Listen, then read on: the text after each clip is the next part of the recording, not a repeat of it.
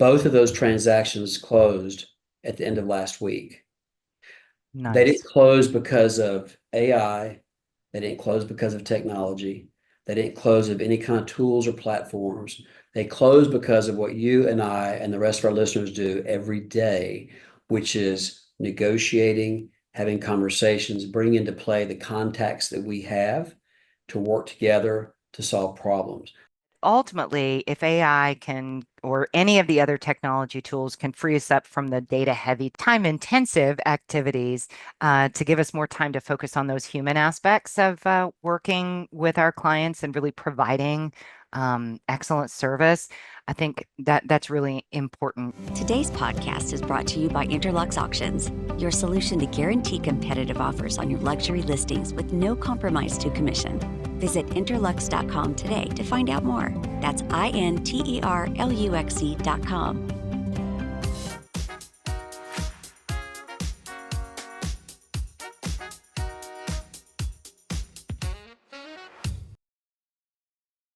Welcome to A State of Mind, a podcast series all about motivating, inspiring, and educating you in the art of selling luxury real estate. The podcast is brought to you by the Institute for Luxury Home Marketing. I'm Tami Sims, lead trainer for the Institute and a full-time real estate professional in St. Petersburg, Florida for more than 2 decades. In this episode, we're going to talk about how technology can enhance the client journey in luxury real estate. I'm here today with my co-host, Jack Miller, a 25 plus year veteran luxury agent with Onward Real Estate in the greater Nashville, Tennessee market. Hello, Jack. Good to see you again. Hi, Tammy. Good to see you too. So, in our last episode, we talked about utilizing technology to boost productivity. And the conversation quickly reverted back to the idea that the luxury real estate experience is truly an authentic human interaction. And so many tech functions seem to want to replace that with automated features, really kind of taking more time to manage the tech than giving us more time. So today, I want the conversation to go a little bit deeper into how we can truly embrace technology in a way that gives us more time to interact with our clients and our sphere of influence.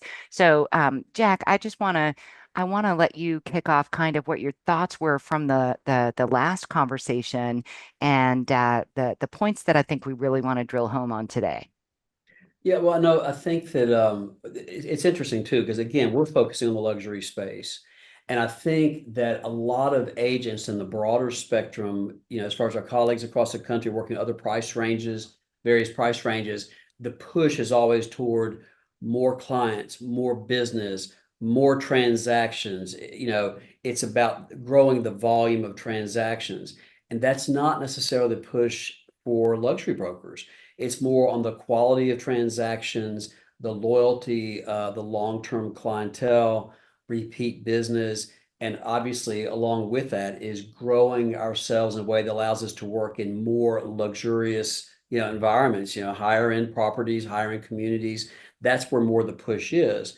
And so I think that for some of us, we almost recoil a little bit talking about technology, Mhm. particularly when you think that most of my colleagues, I just came from I mentioned previously before we went on the air, I came from a broker open that was a $24 million broker open, and all the heavy hitters were there. And when you look across the room, most of the heavy hitters have been around for a long time. And so these are folks that they're using technology, but they're not making it the total focus of their existence.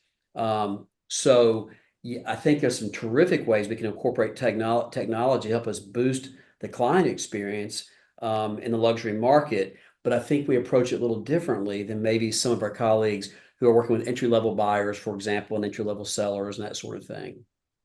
Your comments about the broker open make me think of one particular piece of technology that I want to mention, and that is slide dial, right? So I'm betting that for those heavy hitter agents to actually attend a broker's open, right?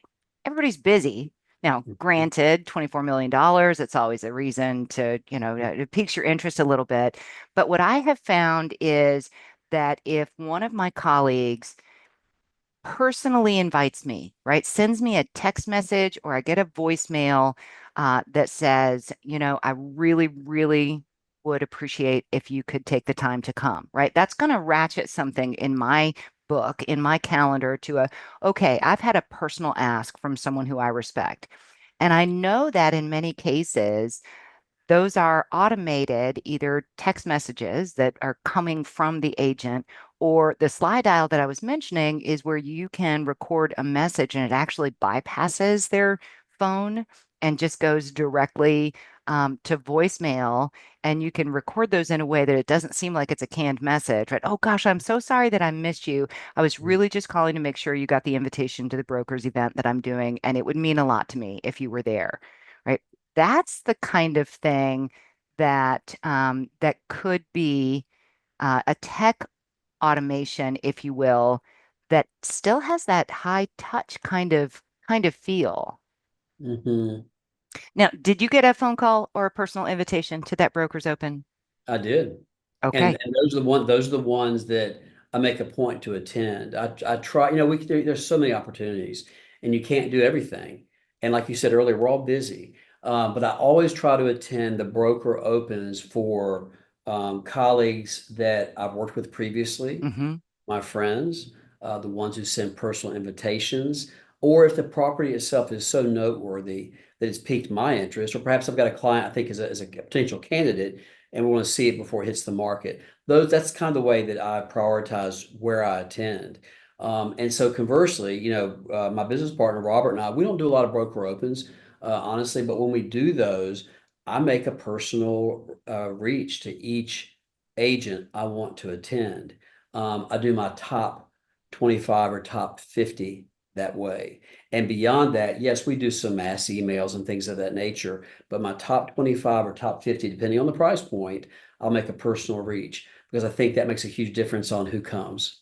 Oh, I absolutely agree. And the fact that you're automating to some degree, using Mhm, email and other mhm, technology to reach the larger group, but you're making that, that person to person, that personal touch, the human touch, if you will, even if it's automated, to the folks that you want to come. And that makes me think about the power of our databases as well, as it relates to our client interactions, having more time to that's right. interact.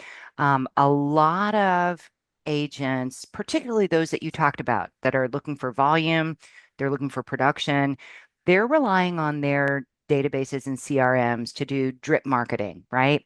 To Right. convert leads, raw leads at whatever price point. Um, but I know that I use my database to make sure that I'm recording what we talked about before to make record of interest, right? Is somebody Mhm, a sailor, a golfer? Do they have dogs? Do they love wine? That sort of thing. mhm. To look for opportunities to pick up the phone or send a note or that sort of thing. And so it kind of feels the same way, kind of how we're interacting with our colleagues in the luxury space in the same way that we want to be interacting with our clients. Tell No, me, go ahead. I'm sorry. no, you go ahead. Well, no, I was going to shift gears a little bit too. I mean, the technology has allowed us to do all kinds of things. I mean, I think back to during COVID when we had that crazy rush, in 2021 and first half of 2022, and you could put incredibly expensive homes on the market, which typically would have more of a limited audience, but people were just beating the doors down to get in to see listings and multiple offers, and the speed at which everything moved was so quickly. And we've in this market like yours, we have a lot of our buyers are coming from other markets, typically larger markets, moving to Nashville, and they couldn't get in town quick enough to see the properties. They would be gone before they get the flight booked. And so we had to change the way we did business in a lot of respects, in that we started doing video and FaceTime on properties that were off-market offerings or coming soon, brand new opportunities. We'd be in the first couple hours doing FaceTime calls and writing offers based on that experience. Now, that's not typical today as much. We still do that some, but we don't have that same sense of urgency, that same rush that we saw during COVID times. But we're still using those same types of technologies to assist with the process, and to make for our clients, again, who are coming from out of town, is it worth booking a flight and disrupting the family and work life, et cetera, to come to Nashville for a couple of days to see some properties? It helps with that. I think that's an interesting concept. Sometimes technologies or different ways of doing business is forced on us a little bit by circumstance. For And sure. sometimes there's things about it that stick. And for me, your comment about virtual showings, FaceTime showings, video showings, um, not just in showing property, but I have defaulted to video conferencing whenever I am having my first engagements or communications with out of town buyers who are getting ready to come, right? And I have found that the difference between talking to somebody on the phone and having a Zoom call with them when they're in their home, I Yeah. can see where they live. I can get a sense of their style. Hmm. And I just find that to be a powerful way to kind of bridge the gap between being able to be in person and the next best thing, to be able to see their faces and their reactions and how they interact with each other if there's more than one of them. Are you doing any of that with your out of town folks? I have for sure, and I've had some of our clients actually request that we do a Zoom call, something more face to face, as an initial interaction. I know it's funny for me. I prefer the initial call to be on phone, and then Hmm. and have that conversation. That's just me. But when we get down to having more of an interview type setup, then I like the Zoom call where we can go through all the questions and kind of drill down deeper, if you will. I think mainly it's because we usually want to have the opportunity to talk with a new client. For me, it's more important that it happen quickly than it happen on video. So that's why Mm. initially a lot of times it will be the call, make the call, let them see where I'm responsive, Johnny on the spot.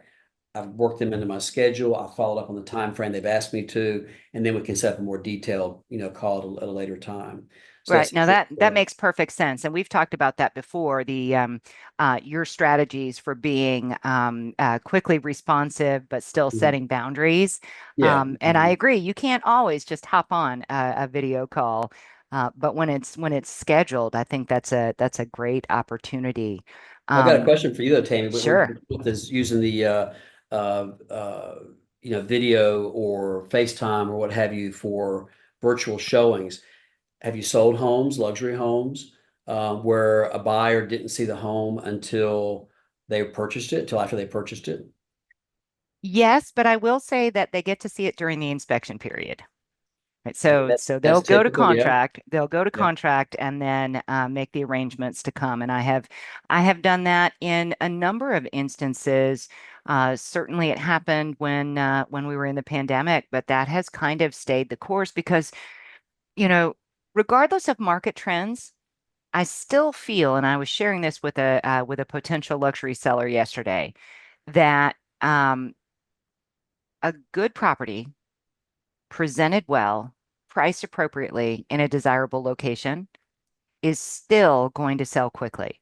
So there is still a sense of urgency for I someone agree. who wants that right thing. I was doing statistics today for our downtown condo luxury market report, and I saw among the multi-million dollar sales year to date that there were at least a dozen that were 0 days on the market or 1 day on the market. Mhm. And so, that tells me it's kind of a tried and true thing that if you take the time to prepare and that sort of thing.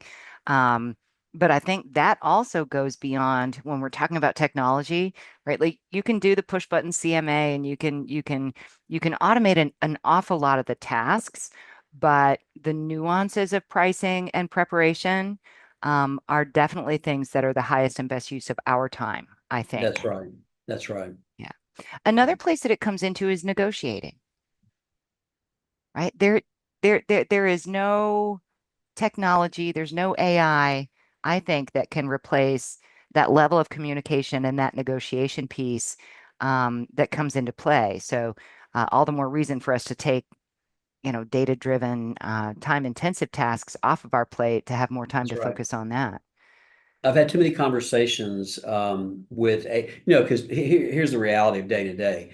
A lot of the colleagues that we're working with and interacting with in the luxury market are a lot of the same faces, people we've known for years. We've done Hmm. transactions with them before, but then as you know, we're in a market here that's growing rapidly, and we've got a lot of new faces are entering the marketplace and they're having the opportunity to work in the luxury space for the first time, but they're not.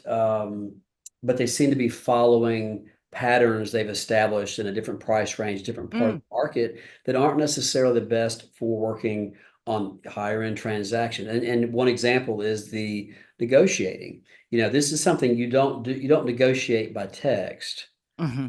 And really important conversations don't happen by text. That's just my opinion. Important conversations, personal conversations between people, whether it's something personal, emotional, business, important conversations, or something you have face to face or a personal interaction by phone at a minimum. And so what I'm seeing sometimes is agents who want to just shoot over an offer or shoot over a counter offer and shoot a text and off they go, or you try to get them on the phone and they're doing three other things at the same time. That's not good negotiating. Good negotiating is when I'm hearing you, Tami, I'm hearing Hmm. what you're saying, and I'm hearing you convey the ideas and thoughts of your client, and you're hearing me. And that's so critical. And you're right, that's something that AI can't replace. That's something that automation can't replace. And that's what gives us job security is that That's right. That's right. our clients need, we talked about this in previous podcasts where I told you that one of my concerns was for, certain price ranges that, we're going to have Amazon Prime realtors where, your garage door just goes up and buyers just show up and they go in your house because they're Amazon Prime members. That's not going to happen in the luxury space. It's just Yeah. not. Yeah. And so, yeah, the tools help us become more efficient and they do all kinds of wonderful things, but they can't replace us, not in the most meaningful spaces like negotiating. Absolutely. I do think that it's important for us to pay attention and embrace when we talk about technology, that's a huge category. But Sure. everybody's all focused on AI now. And some of the major luxury brands and industries, like the financial services industries, um, luxury travel, that sort of thing, are utilizing AI for predictive analysis, right? So that thing that makes the ads appear on your Facebook feed, Jack, because Right. it knows that you were thinking about something Right. in a little deeper extent, if you will, are allowing some AI tools to make some predictions about when people might want to make a change or purchase a vacation property, and the difference between um, going all in on AI or paying attention to the things that, especially in the luxury space, might be of value to us in being able to know when to pick up the phone and call and say, "Hey, I'm just how are you doing? We haven't talked in a while, and have you gotten to play golf lately? Right? Are you going to the Hamptons? That sort of thing. Just checking in." Um, Being fed by some information that says this may be a good time. To me, that's like the sophisticated version of all of the different technology that says we're just doing an algorithm of when somebody bought and what the averages are on how long they're going to live in that Right. home. Right. What do you think about those kinds of concepts? Oh, I think the use of AI is unlimited. There's so many things. And funny, I just recently started using Chat GPT. I was very slow to the game. And it's funny, if there's any of our listeners, if you're not using those types of tools, I would encourage you, find somebody who is, spend 30 minutes with them. It won't take very long. This is not a skill set you acquire. It's just Yeah, being exposed to it and seeing, hey, what can you do here? It's amazing the opportunity. So yeah, we use the AI in all sorts of ways to help us become more productive. One of the things I've done just recently is, we've had some sales. I've got a couple of listings right now, gorgeous homes, and they're on critical lots. I don't know if that term means anything to you in your no, market. I was going to ask you what does that mean? So, Critical lot. so a critical lot, for example, there's some lots you look at that just look at the dirt, you think, oh, this will be an easy lot to build on because it's fairly level, it's got city sewer, it doesn't flood. This is the optimal lot. There's critical lots where the lot is really steep. It's going to require some engineering to build it steep in our market because we have hills, So, and we also have colluvial soil. So just because something looks pretty doesn't mean you can build on it. So you have to do, soil testing, and you have to make sure, does it require special engineering? So some lots require engineering before you can build on them, and that would be a critical lot. And so, for example, I've got some lots here that have homes already built on them where they used, they had engineering done to be able to do the foundation work it's started to build. These are beautiful homes, but these homes don't have pools. And the typical consumer looks at these lots and says, oh, you can't do a pool here. Yeah, you can do a pool here. The setbacks are such you can do a pool. There's no covenants and restrictions restricting you from such. But what AI is kind of cool, what's cool to use AI for is to help paint the picture. Previously we had to wait to get an appointment with a pool company to bring out some graphic artist, platform to show what a pool would look like. We can spend 2 minutes on AI and show a picture of the home, and then a few minutes later we've got a picture of the home with a pool in the backyard, and it paints the picture literally. And we can post those pictures, in our marketing materials, and of course we have to disclose it's a Of course. representation, but it helps create the vision for the buyer so that the opportunity is not eliminated. So that's just one way we do it, which is a lot of fun. And, I think that also makes me think of one of the ways that a lot of high-end agents are embracing virtual technology and that sort of thing. We talked about your FaceTime showings, Yeah. but um, virtual staging Yeah. on a higher level, right? Mhm. To give people the opportunity to be able to visualize how a space would look um, with their furnishings decorated differently, um, uh, with a different purpose applied. Those are those are powerful technological tools that we didn't have back in the day. No, and And think about before and afters, Tammy. We go on a listing appointment where someone's got a really nice home and their landscaping doesn't really present well. yeah, Or, you can go and use the AI tool and put landscaping, and it just within spend a couple of minutes, you can show them, here's how your home could look. If you could see a home like this, would this grab your attention? And the seller yeah. looks like, wow, yeah. Or here's an even better example, before and afters, from a seller perspective. I had several homes through the years where there's over the course of time, each owner tried to put their touch on the home. And so I've Layer by layer, it sounds yes, like. layer by layer. I've had probably 3 or 4 homes in my 28-year career where there were so many different substrates and color schemes on the exterior that it was just too busy because there were additions done. You had stucco and brick and stone and this and whatever, and it needed something more cohesive. And I had to describe that to clientele. I had to get pictures and bring in magazines and images off the internet when it became available. Well, now we take a picture of their home and say, let's do this whole thing, do this to it. What does Yeah, that look like? And you can show them. And so it's a really easy way to show a seller this makes sense to make these improvements on the front end to make your home more marketable. Conversely, if you're working with buyer clients, and I think about historic homes or homes that maybe, gorgeous homes on the inside, but they don't have the great front elevation, they need a yeah. porch. AI can paint the picture, show them what it looks like if you had a front porch on it. Like, wow, it's amazing the difference it makes architecturally, whatever. Yep. And those are the things, even using ChatGPT as you started out there, in terms of copywriting or descriptions or whatnot. Mhm. These are things that can save us time from the types of tasks that used to take us away from being able to spend time with our clients, having FaceTime Yeah. with them, being out and visible in our communities. So I think that's really what we're kind of focused on here is embracing those things that allow us to have the highest and best use of our times. Mhm. Absolutely.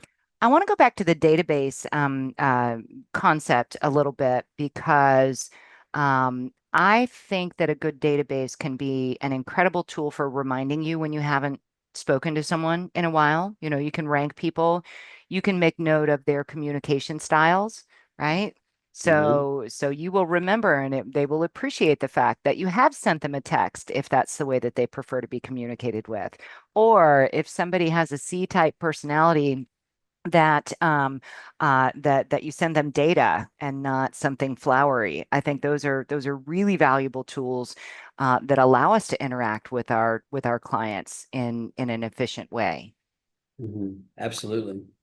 What about qualifying leads or prospects? As far as using, quick because Yeah. because that felt, I mean, not entirely disjointed, but can you maybe follow up with, for those who don't know, you're referring to our disc profile, and Oh, because that was just for a C type, and okay. I'm assuming a lot of people don't know what a C type is. Okay. Got it. Got it. Awesome. So, all right, I'm going to phrase that in a different way. So having the ability to make note of somebody's communication style, right? So in the Institute, we use the DISC model, and there's lots of others, but in that particular model, the C style communicator is kind of like what I like to call the CPA.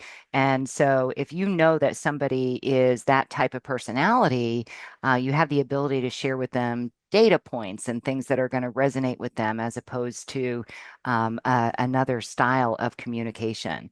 Do you find that important, Jack, when you're interacting with your clients in your sphere of influence to remember how they like to be spoken to? yeah, of course. And keep in mind too, I think it's probably true for you as well, Tammy, but in my case, I don't have a large database. I've done this a long time, but I've always tried to hone my database to the audience I'm truly targeting for the long run, because there's people along the way that are wonderful clients, and for whatever reason, it's not the right fit for my long-term goals as far as my Mm, business. I was still happy to be of service to them, help them any way I can. But the folks that I'm targeting and the folks I want to make sure I keep in my sphere of influence and frequent contact is a fairly small number. And so, one, I don't have that hard of a time keeping that information in mind. But at the same time, I take a lot of notes, to your point, in our database, in our CRM, a lot of notes, a lot of detail, and I keep that, and it keeps it always fresh for me. So yeah, it's very important that I keep that information on hand. I think that's very true. And so if we shift from talking about the people that we already know that we want to cultivate to do more business with, I think one of the ways that we can use technology and different resources is helping us to do a precursory qualification of a new lead.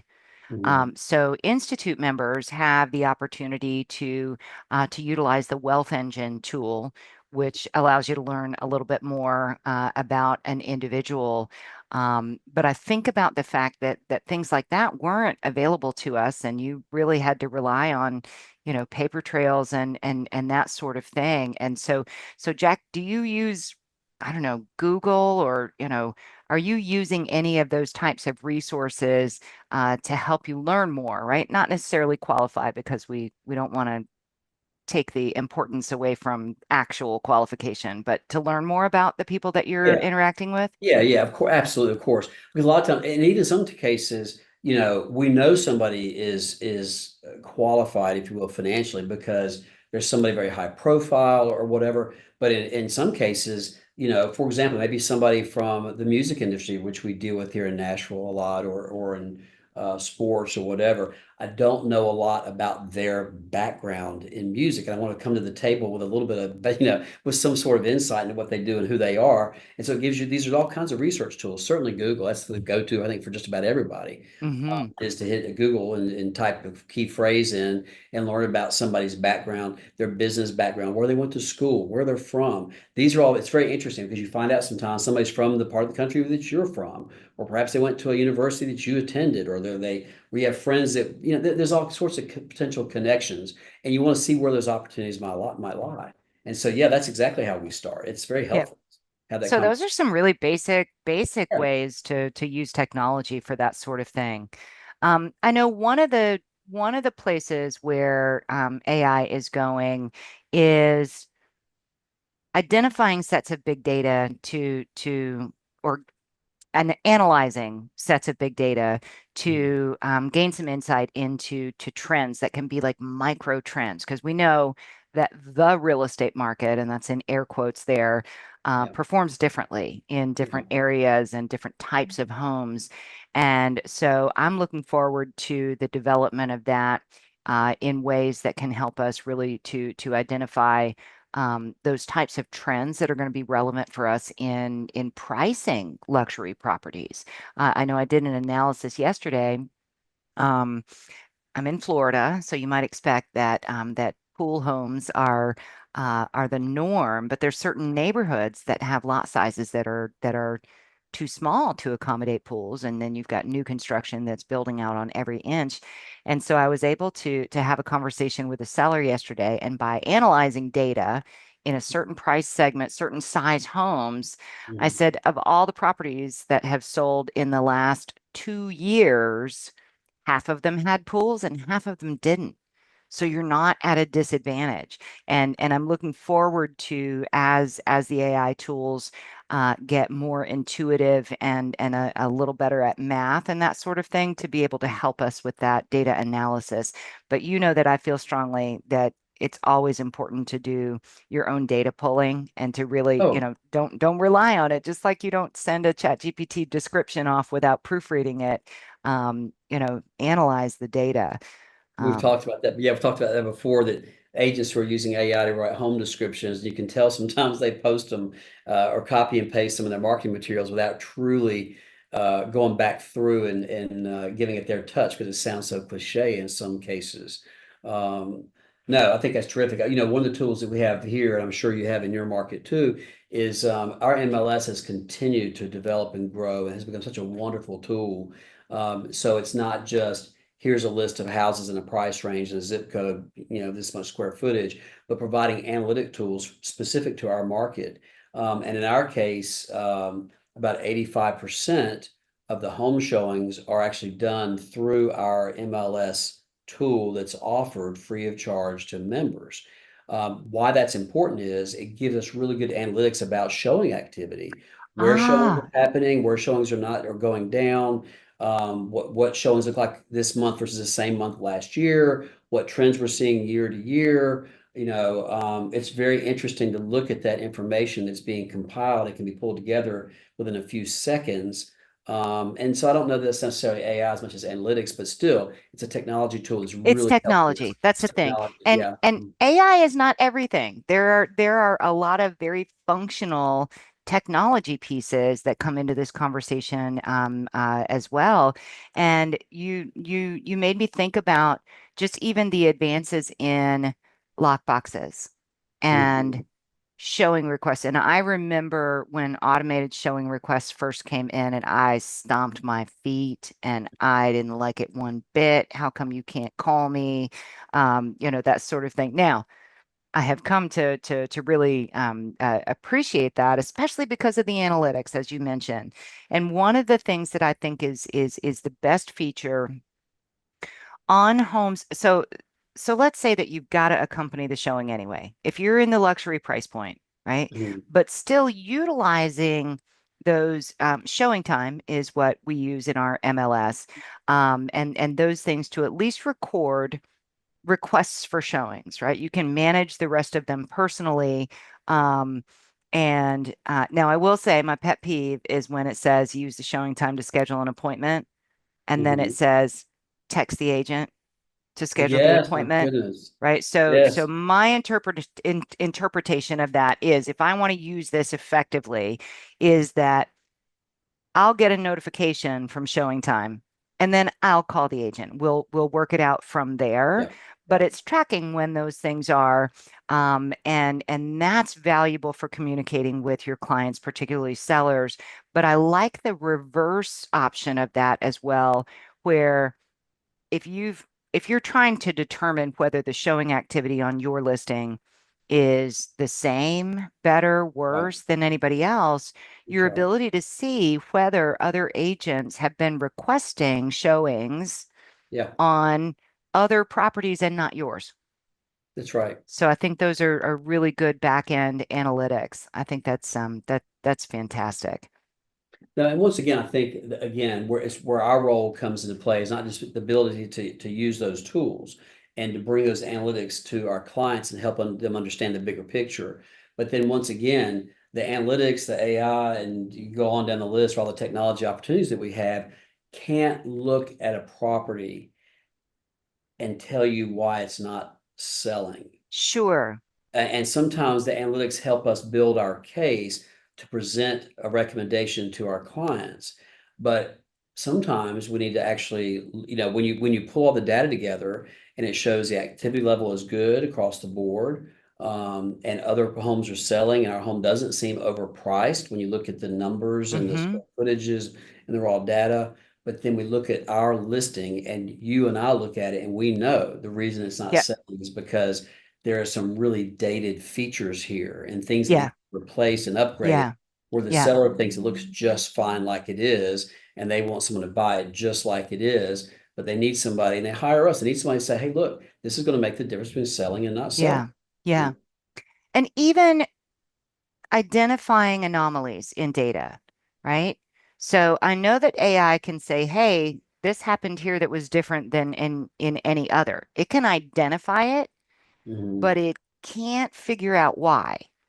So, for example, yesterday when I was talking with this prospective seller, um, and they asked that question, the magic eight ball question. For those of you who have the video, this is my magic eight ball that I keep right here by my desk for when I get these questions. Um, so he said, I want you to tell us when the best time to come on the market is. And now that's a loaded question Mhm. anytime, but particularly in my market, we are right smack in hurricane season again. And our market is going to behave differently depending on how the entirety of the next several months goes. Yeah. And as I was looking at historical data, right? Because first of all, you look back and see the last several years, see if there is a trend of particular months where there are more homes that have gone to contract than others. Where are the lulls? Where are the highs? Well, Mhm. in the fall of last year, October and November, I saw a spike in homes that went to contract, that might lead an ordinary analyst to say, oh, look at that's a good time. Mhm. And what I had to talk about was the fact that that could have been an artificially spiked time period because there were a number of people who lost their homes in the hurricane and Right. needed to find a new place to live, lickety split, and they had Right. the means to go Right. purchase a new home in a different area. And so I think that's one of the things that's super important about where we come into play is being able to kind of do the interpretation and figure out, hypothetically what could cause these anomalies, not just that they exist, but maybe why. Right. Um, I think that goes back to the negotiation piece as well, Yeah. right? Absolutely. Because you And, can spit out a ticker tape of that's right. how to do a negotiation.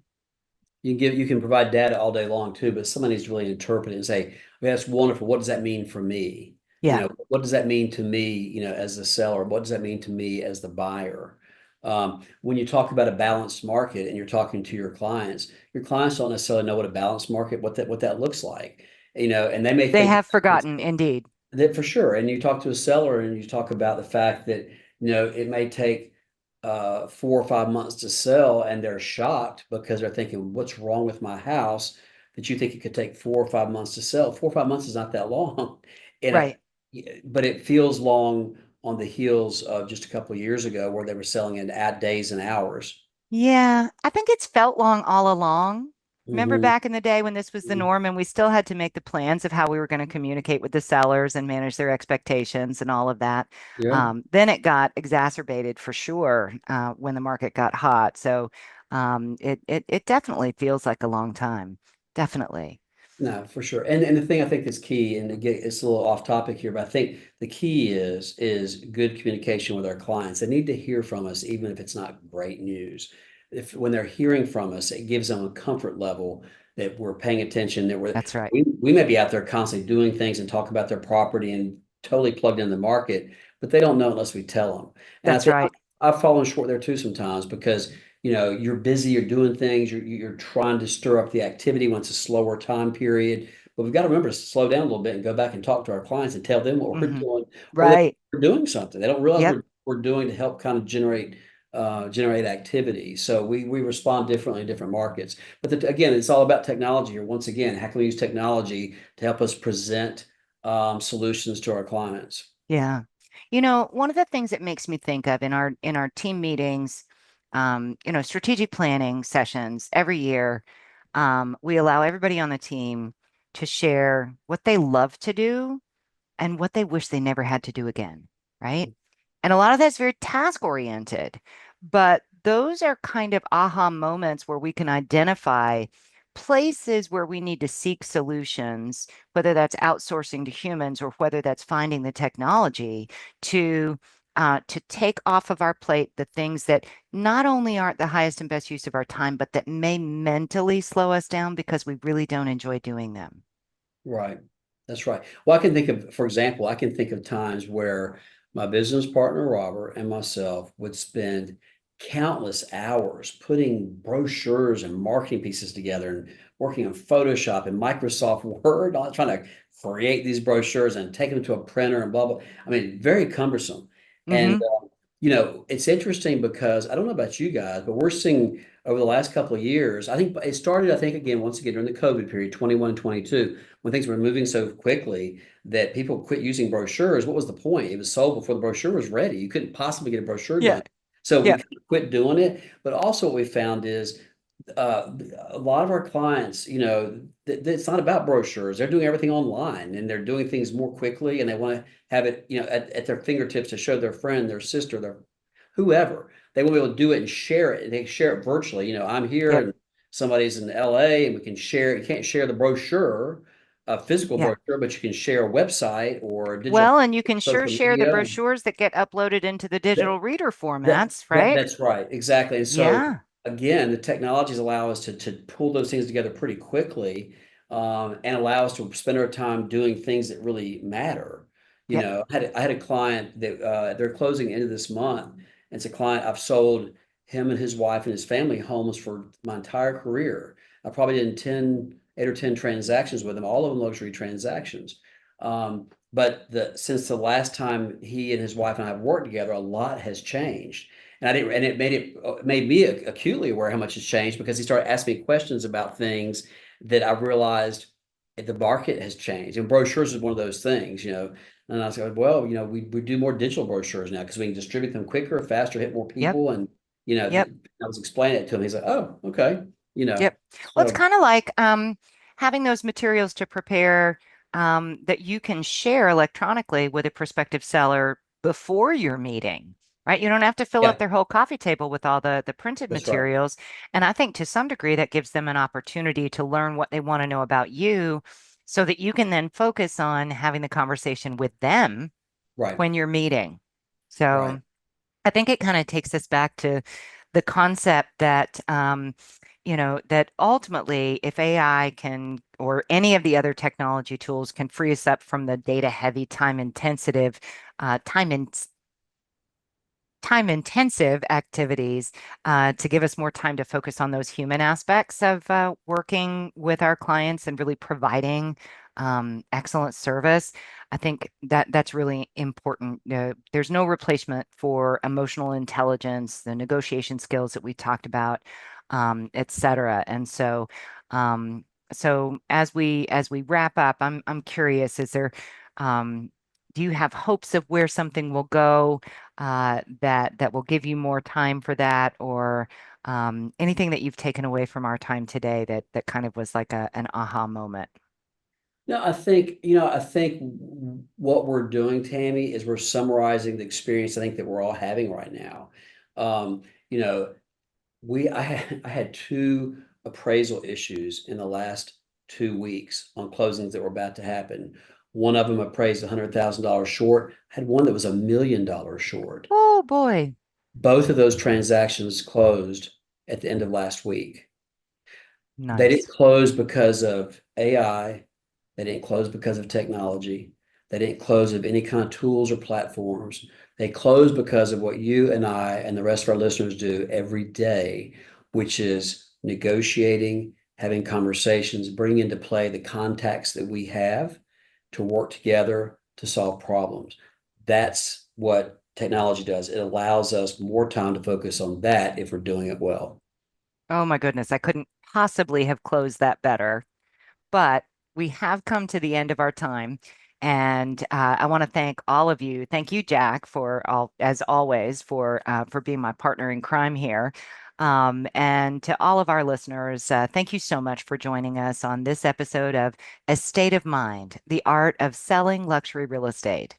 If you're interested in learning more about the Institute for Luxury Home Marketing, you can find more at www.luxuryhomemarketing.com. And if you like what you just heard, please share it with a friend. And don't forget to subscribe, rate, and review this podcast. And of course, if you have a topic that you'd like us to discuss in a future podcast, feel free to suggest it. Just send an email to info@luxuryhomemarketing.com. Until next time, thanks for listening.